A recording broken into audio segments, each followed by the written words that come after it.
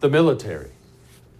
Oh, there's new news out today about the Pentagon, Department of Defense, hiring a diversity equity chick. And of course, she has a long history of Black Lives Matter, white privilege, basically just a horrible human being. She's the diversity chief. Kalisha Wing is her name, but that doesn't really matter.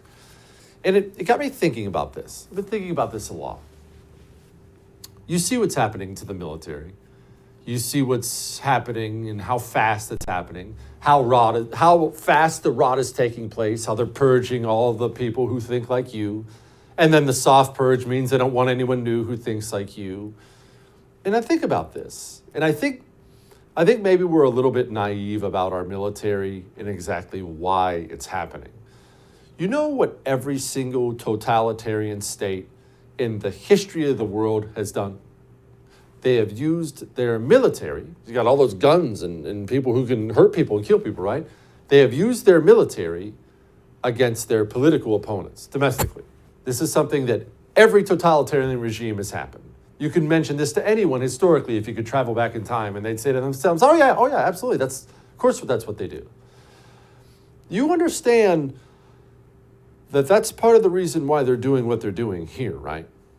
You understand they're going to use the military against you.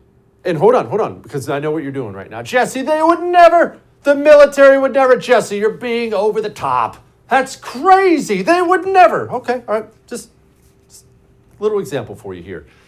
You remember Joe Biden's speech, right? The one where he looked really mean and it was dark and it had the red things and he had the two Marines flanking him. But you remember what he said about 10,000 times in the speech about a danger to democracy, a threat to democracy. We must be stronger, more determined, and more committed to saving American democracy than MAGA Republicans are to destroying American democracy. Okay.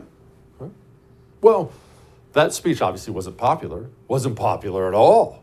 And especially it really rubbed people the wrong way to have the Marines standing back there. It was such a political speech. The Marines should be separate from that. But you got a couple Marines back there looking hard and angry. That's not a great look. Even the media noticed that.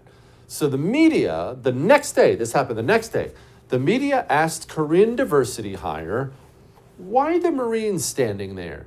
And if you were paying attention, which you may have missed this, there's a lot of news, Corinne Diversity Hire, well, she told you what she thought the Marines were for.